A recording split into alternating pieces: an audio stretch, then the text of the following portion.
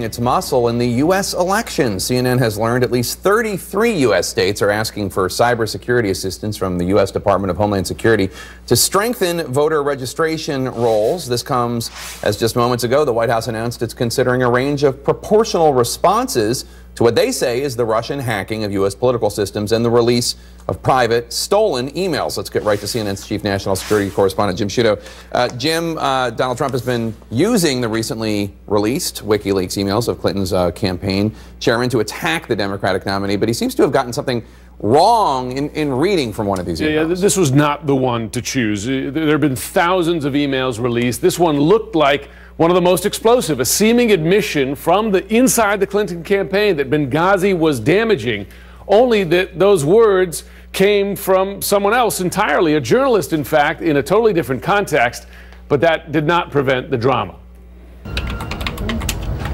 It was the secret Clinton campaign communication that actually was it. Here's an interesting one. Here's Donald Trump reading what he said and what a Russian media outlet reported was an email to Hillary Clinton from longtime advisor Sidney Blumenthal regarding Benghazi. Blumenthal writes a quote. This just came out a little while ago. Clinton was in charge of the State Department and it failed to protect the United States personnel at an American consulate in Libya.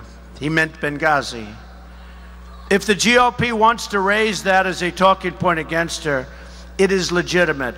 In other words, he's now admitting that they could have done something about Benghazi. In fact, those words were not Blumenthal's. They were text copied directly from a Newsweek story on Benghazi written by Kurt Eichenwald, who spoke to CNN this morning. It is impossible to look at the Blumenthal email and not realize that this 10,000 words that follows are from Newsweek. They say Newsweek, Newsweek, Newsweek. It is not clear why Trump has not explained why he seemed to be parroting false information that had only been published by Russian outlets. The email is one of thousands from Clinton staffers released by WikiLeaks in recent days. On Friday, the Department of Homeland Security publicly identified Russia as the likely culprit for the hacks of the DNC and other Democratic Party officials. Today, the White House vowed a proportional response, but did not say when or how. Hackers have also attempted to access the voter registration systems of some 20 states. 4 weeks to Election Day, 33 states have now asked for help protecting their voting systems.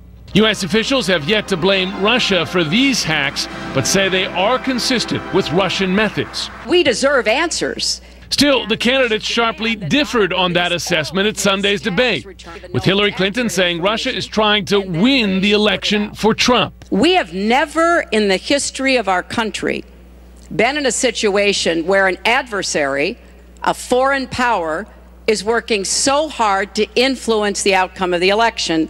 And believe me, they're not doing it to get me elected.